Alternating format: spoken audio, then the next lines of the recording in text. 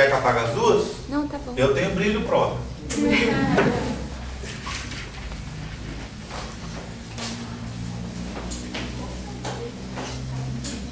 Bem, vamos começar? Olha o chique agora, ó. Vou começar. É que a história? Aqui.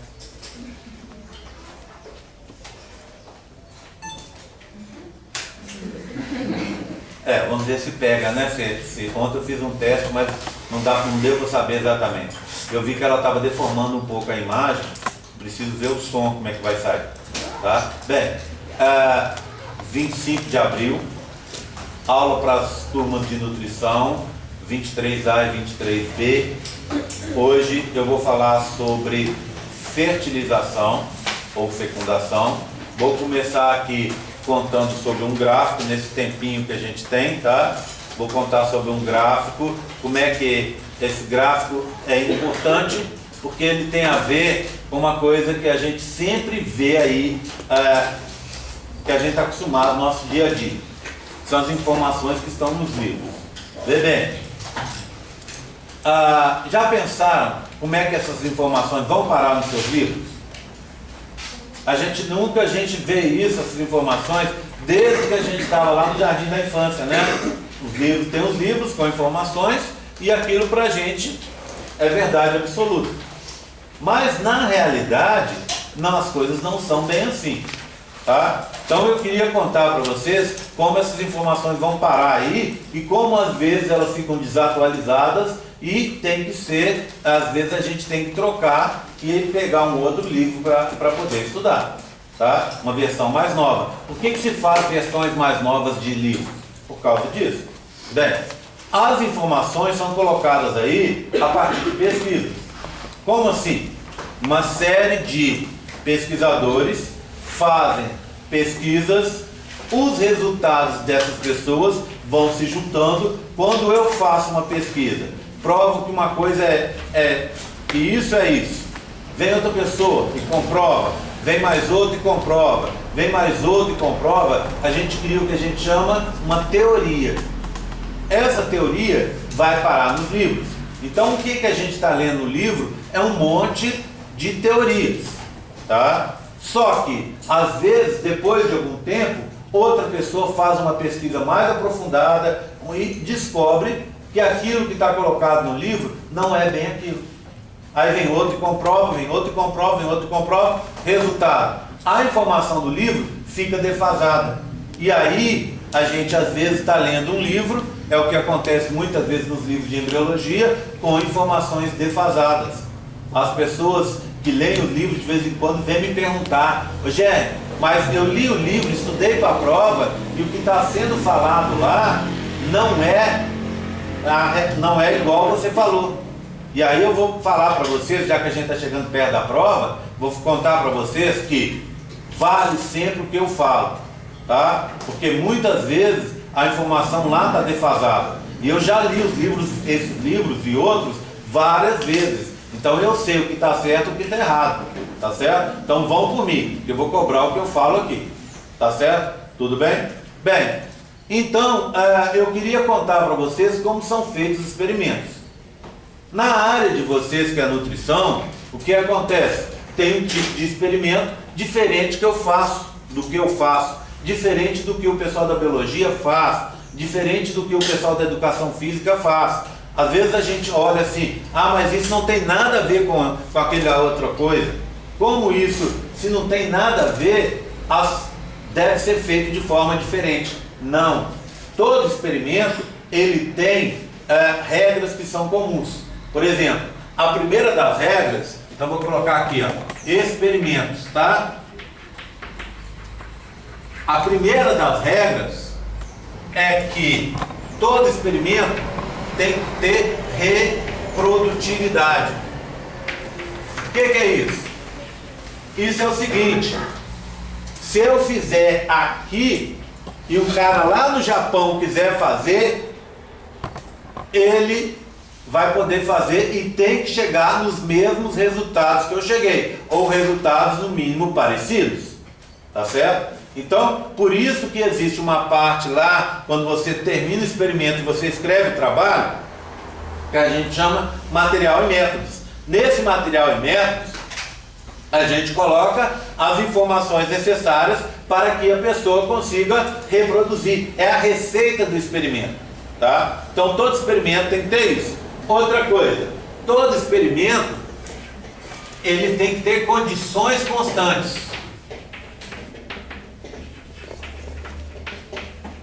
Como assim? Imagina, você vai estar fazendo um experimento. Vou para a minha área, tá? Vou tentar ir na área de vocês não, que para mim fica um pouco mais difícil.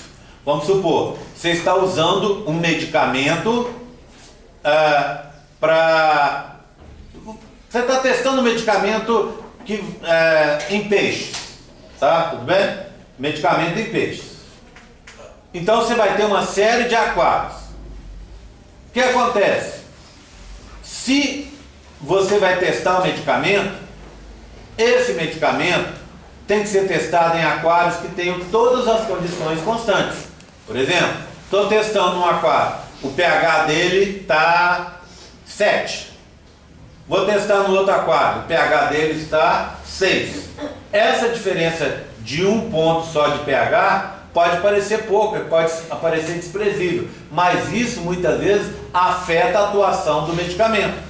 Então, para você testar uma coisa, todas as condições, exceto aquela do teste, ela tem que ser constante, tá certo? Senão não faz sentido, não é verdade?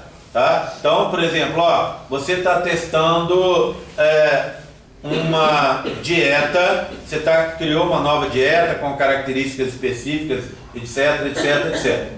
O que acontece? Aí você vai, no seu grupo você vai ter pacientes normais, saúde normal, e misturado ali, gente que tem hipotiroidismo.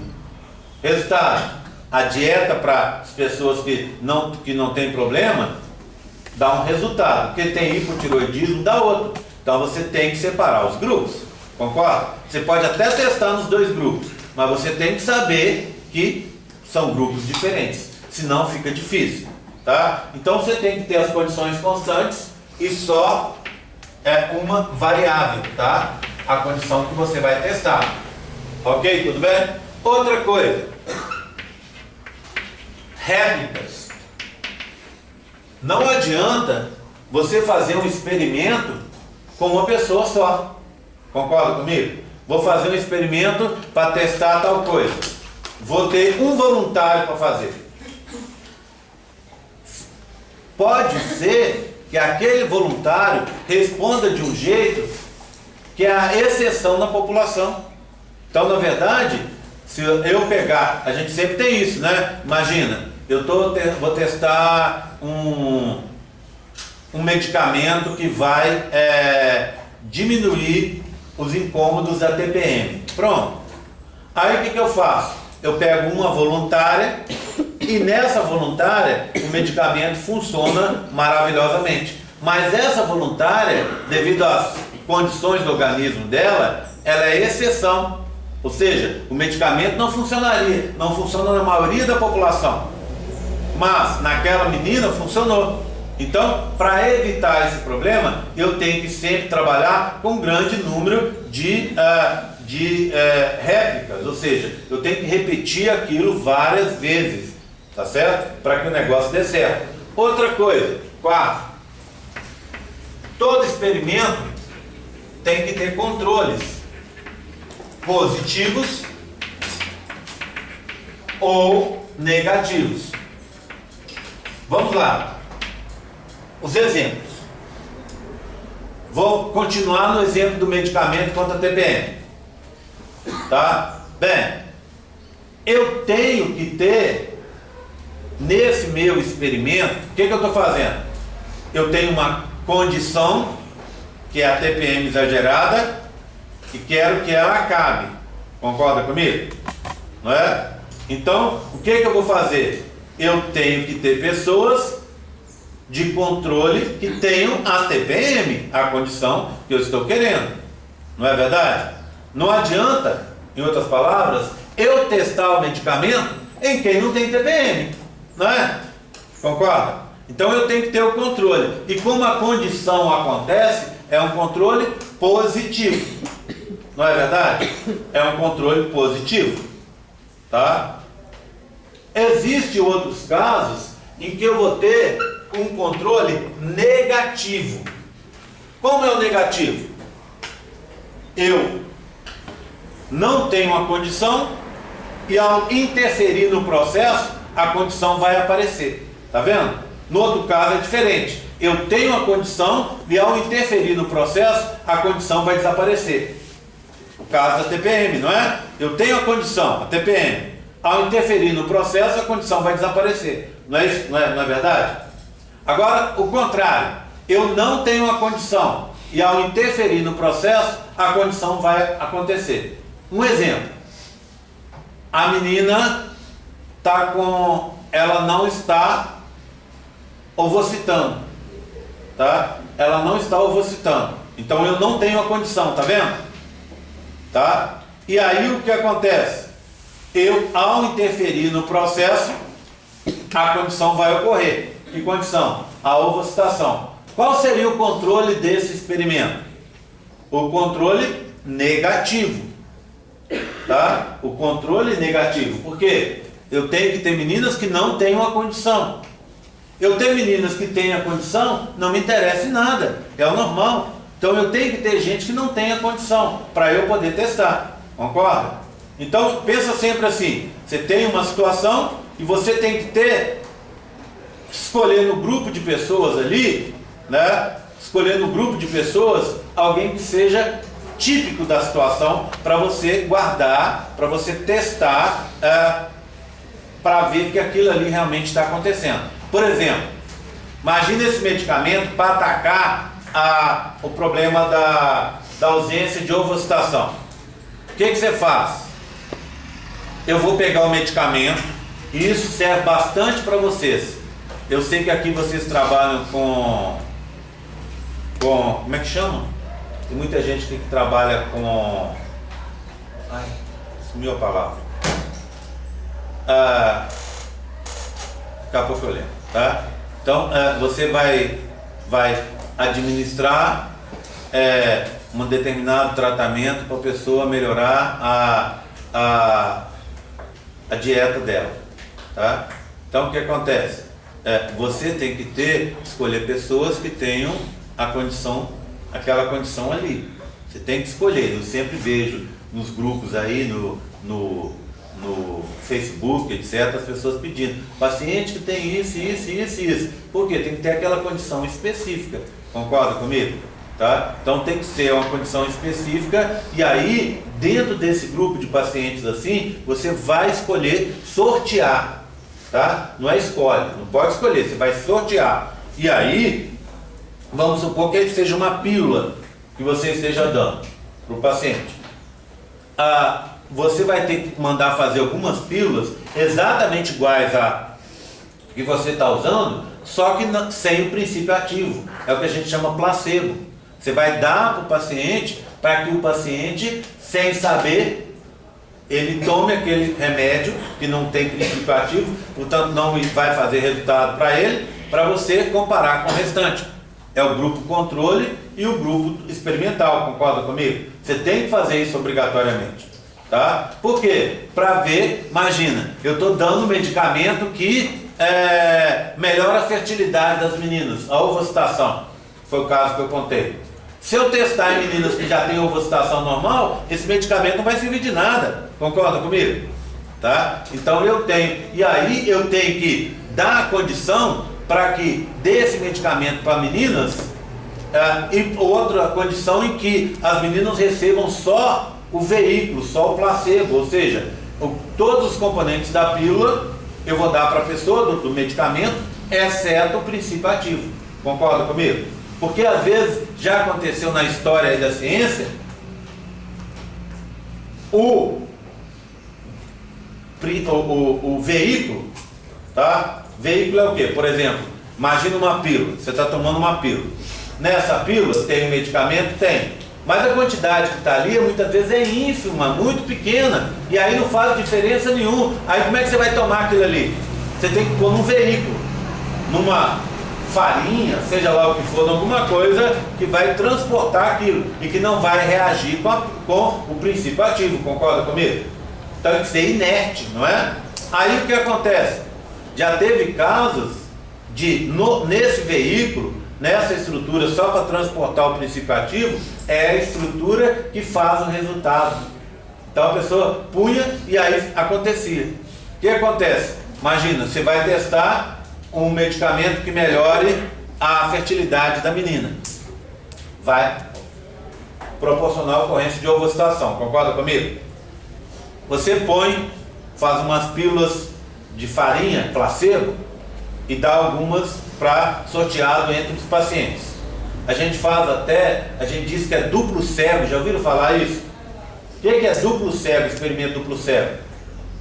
A pessoa não sabe o que está tomando. Se ela está tomando a pílula que vai funcionar ou a pílula que não vai funcionar. E eu, pesquisador, também não sei. Tá? Eu sorteio, peço para alguém que não faça um sorteio no computador, peço para alguém, dou os números para os pacientes, cada paciente tem um número, e é 1 e 2, 1 e 2. 1 é com o princípio ativo e 2 é sem o princípio ativo. Aí sorteia aquilo ali e separa as pílulas em grupos e entrega. Quer dizer, aí, mas anota, né? O paciente 11, 10, por exemplo, né? O paciente 11, 10, 11, 11, 11, 12 são os pacientes que vão receber a pílula com o princípio ativo. O 11, 13, o 11, 14, o 11, 15 não vão receber. Eu não posso saber, então eu faço o quê? Por que eu não posso saber? Porque se eu souber, eu quero que aquilo dê certo, porque eu estou investindo naquilo, eu posso interferir na coisa, nos resultados, né? Por exemplo, imagina que eu estou dando esse medicamento para a pessoa, aí eu começo, ligo, isso aqui tem que dar certo, é minha tese de doutorado, então eu vou ligar lá para aquela menina que tomou a pílula que eu sei que vai fazer efeito e pedir para ela tomar certos cuidados, etc, etc, etc. Bem, eu estou interferindo no experimento, concorda comigo? Tá? Claro que isso seria muito óbvio, mas às vezes a gente interfere mesmo sem saber. Então por isso que você faz o duplo cego, você esconde aquilo de você mesmo, para evitar que você sem querer acabe interferindo, tá vendo? Tá? Por exemplo, você passa uma dietoterapia para 2 grupos, e aí você começa, na hora que você vai explicar a dieta, aquele grupo que te interessa, que você está esperando que obtenha os resultados positivos, você leva 5 minutos a mais explicando como o negócio acontece, para a pessoa fazer mais certinho, para você garantir que a pessoa está fazendo mais certinho. Ou seja, você está manipulando o experimento, não é? Você está agindo de forma incorreta. E às vezes a gente faz mesmo sem saber, entenderam? Então por isso que a gente esconde até da gente mesmo, tá? Então eu vou dar um exemplo aqui agora. O que eu quero testar? Eu quero testar como o espermatozoide se liga na zona pelúcida. Bem, vamos lembrar rapidamente? Zona pelúcida é aquele envoltório que está em torno do ovócito que foi liberado. Eu tenho aqui um modelinho, deixa eu pegar um aqui para vocês. Vou mostrar lá na sala, mas já que eu estou aqui com ele, eu já aproveito e já mostro. Lembra da história? O que foi liberado? Quando a gente ovocita, quando a menina ovocita, ela vai liberar isso aqui. O que é isso? Corona radiata em azul.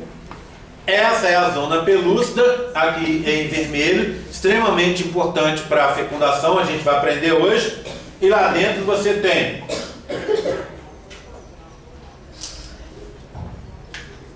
o ovócito 2, que é essa bolona amarela, representado por essa bola amarela, e o polócito 1, que está aqui, o laranja. Tá? Lá a gente vai ver esse modelo. Bem, a zona pelúcida, então, é extremamente importante para esse processo. Tá? Eu vou precisar, como todo experimento, eu vou precisar de alguns ingredientes. Então eu vou precisar de... Então eu quero saber isso, deixa eu já dar a resposta. Não, vou dar. Vou precisar de ovócitos. Vou colocar aqui, ó, ovocitados, tudo bem? Fica assim estranho, mas tudo bem. Seriam ovócitos ovulados, né? O povo popularmente falaria isso. Como é que eu consigo esses ovócitos?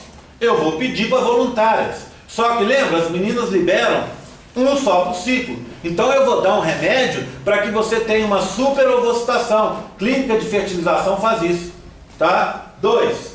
Eu vou precisar de sêmen, de esperma, tá? 3. Eu vou precisar de placas de Petri, aquelas plaquinhas de laboratório, não é isso? Vou precisar de estufa de CO2, vou precisar de centrífuga, etc, etc, etc. Vou precisar de meio de cultura, tá? Todas as condições necessárias, tá? Bem, isso é o que eu vou precisar, tá? Agora, deixa eu contar para vocês como vai ser o experimento. Passar para cá, ó. A gente sabe que aqui funciona melhor para a filmadora, tá? Pronto. Então, o que eu vou fazer? Olha aqui, ó. Eu vou fazer assim, ó. É o controle do experimento. Nesse caso, já vou adiantar e falar que ele é controle positivo, tá? Depois, 2, eu vou ter as manipulações experimentais, tá? E aí eu vou dividir em A, B, C e D. Tudo bem? Então vamos lá. O meu controle eu vou colocar ovócitos mais esperma. Eu vou manter a quantidade sempre, tá? Lembra as condições constantes? Então eu vou chutar uma quantidade, tá? Vou dizer que eu estou pondo 10 microlitros, 100 microlitros de esperma e vamos dizer que eu coloque 5 ovócitos, tá? O que eu espero no final das contas? Eu espero que isso aqui dê 5 embriões, tá? 5 embriões. Ou seja, é positivo porque se eu juntar nas condições certas esperma sadio com ovócitos sadios, vai dar fecundações. Condições certas é com meio de cultura certo. Concorda comigo? Tá? Só que no experimento que eu vou mostrar para vocês, eles não estão chegando na fecundação, porque entre a ligação do espermatozoide com a zona pelúcida e a fecundação propriamente dita, existe uma série de eventos. Então, e pode acontecer que se ligue bonitinho, mas depois não vai fecundar por algum outro problema. Então, ao invés deles fazerem ligações, ao invés deles fazerem fecundação, eles fazem ligação de espermatozoides. Então, a gente poderia dizer assim, diferente, ó. Olha, eu colocaria assim, ó, 5 ovócitos, e vamos colocar aqui de espermatozoide, ao invés de esperma, vou colocar espermatozoide. SPZ, tá? Vou dizer aqui que eu tenho 1000 espermatozoides, tá? Se eu colocar 5 ovócitos e 1000 espermatozoides, eu teria talvez 5 embriões, né? Que foi a parte inicial que eu falei, mas eu teria o quê?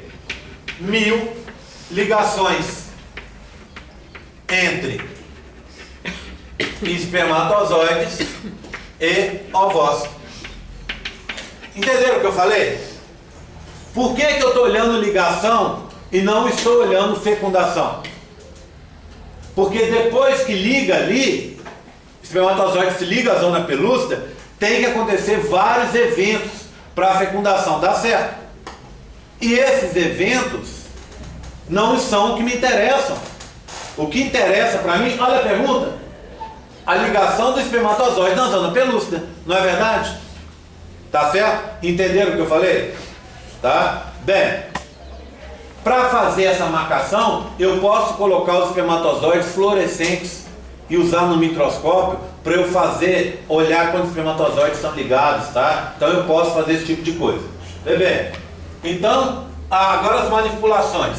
Eu mantenho, então, ó, 5 ovócitos mais 1000 espermatozoides, tá? Aqui é a mesma coisa, 5 ovócitos mais 1000 espermatozoides. Aqui embaixo, mesma coisa, 5 ovócitos mais 1000 espermatozoides. E aqui embaixo, ó, 5 ovócitos mais 1000 espermatozoides. Lembra da história de manter as condições constantes? Essas são as condições que eu tenho que manter constantes. Além disso aqui, o que eu tenho que manter? Temperatura constante, pH constante, volume de meio constante, tempo constante. Tudo tem que manter constante para não atrapalhar. Tá? E aí, as manipulações. Aqui eu vou colocar aqui, ó, concentrações. Vou usar isso aqui, tá? Como símbolo de concentração. Crescentes de ZP3. É um dos componentes da zona pelúcida. São 3: ZP1, ZP2, ZP3. Lá na aula eu vou mostrar como essa zona pelúcida tá? Aqui, ó, concentrações crescentes de ZP2. Aqui embaixo, concentrações crescentes de ZP1. Tá? Esse D eu vou deixar quieto por enquanto. Tá? Tudo bem? Para a gente entender o que vai vir para frente, vocês precisam entender o seguinte: o espermatozoide vai se ligar com um desses componentes, tá? Um desses componentes. Para o espermatozoide, a ligação é feita molécula com molécula. E molécula não faz distinção. Eu sempre nesse momento gosto de falar que o espermatozoide é burro, mas não é não. Tá? O que acontece? As moléculas do espermatozoide estão na membrana plasmática do espermatozoide, se ligam com um desses componentes. E eles vão se ligar, não importa aonde que esses componentes estejam. Ou seja, a ligação certa é com o componente que está na zona pelúcida. Tudo bem? Mas se eu pegar esses componentes e colocar no meio de cultura, então imagina, ó, eu tenho uma placa. Aqui está o ovócito. O componente está aqui, ó. É aqui que o espermatozoide vai ter que se ligar, tá? Nesses componentes que estão aqui. Eu solto o espermatozoide aqui, ó. Se eu coloco desse componente aqui do lado de fora, o espermatozoide se liga a ele. E ao se ligar com esse componente, ele não consegue se ligar com a zona pelúcida, com o componente certo. Resultado, não acontece ligação. Resultado, não acontece fecundação. Tá vendo? Eu interfiro no processo. Tá? Só que eu tenho outros componentes, vamos supor. Então, vamos dizer que esse aqui, ó, seja o ZP3, tá? Aqui. Se o espermatozoide se ligar ao ZP3, quando eu for aumentando a concentração do ZP3, olha ali, o que vai acontecer? Vou dificultando a fecundação. Não é verdade? Se for ZP1, vou fazer bolinhas para ZP1, ó. Aumentando a concentração de ZP1, vai dificultar a fecundação.